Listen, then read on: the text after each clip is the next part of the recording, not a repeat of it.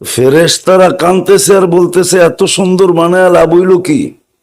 একটাও বলে জান্নাতে যেতে দিবে না, সব গুমরা করে দিবে। আমি শর্ট করতেছি।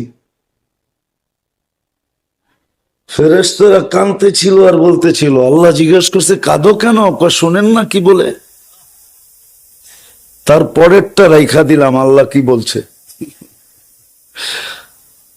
আল্লাহ বলে দেখি ও জিতে না আমি জিতি। হ্যাঁ, কিন্তু আফসোস তো এইখানেই, আফসোস তো এইখানেই আফসোস। চলেন শুনাই দিই আবার ভুলা না যাই। তখনই আল্লাহ ইস্তিগফার নাযিল করছেন।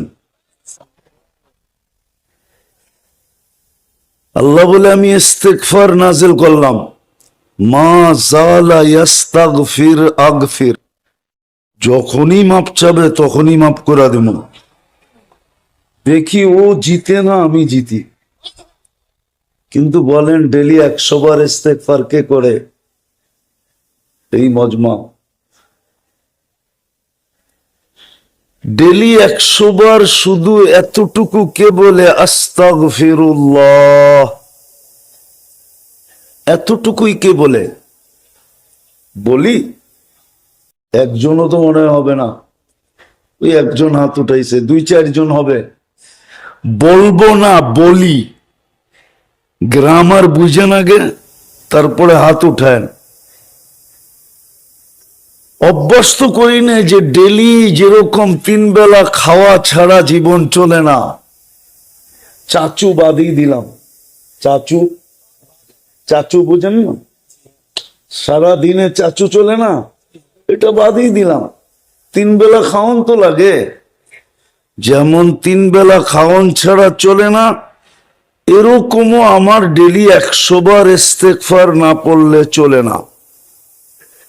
পড়ি তো না। যা হোক, যেটা বুঝাইতেছিলাম, শয়তান কিন্তু আজকে আল্লাহর হুকুম মানতে নাও দিতে পারে, মনোযোগ দিয়ে শুনতে নাও দিতে পারে, আর পরিবেশটাকে নীরব নাও রাখতে দিতে পারে।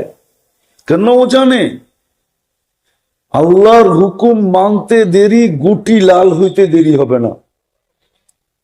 কেননা সামনেই কিন্তু আল্লাহর আরেকটা অঙ্গীকার আছে, লাআল্লাকুম তুরহামুন। শোনার ব্যাপারে তোমরা আমার হুকুম মানবা তো আমি রহমতের গাঠি দিয়া তোমাদেরকে মালামাল করে দিব। মালামাল বোঝেন? রহমতের গাঠি দিয়া বইরা দিব,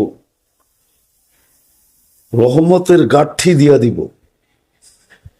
কিন্তু শয়তান তো এটা চাবে না যে আমরা রহমতের গাঠি নিয়ে যাই। এই জন্য খুব সজাগ থাকতে হবে, নাইলে সত্য এটাই মেরে দোস্ত, সত্য এটাই। এই জীবনটার অস্তিত্বটা এই জন্যই।